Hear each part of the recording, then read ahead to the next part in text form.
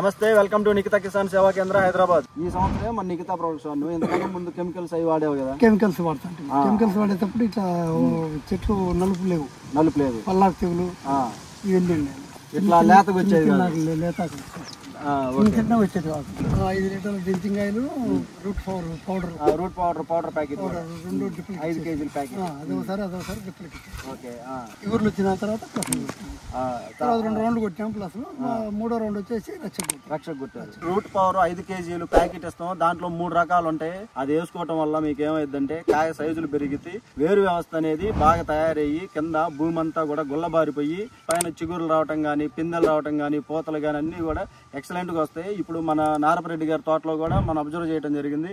ఇప్పుడు రైతు మాటలో కూడా మనం విన్నాం.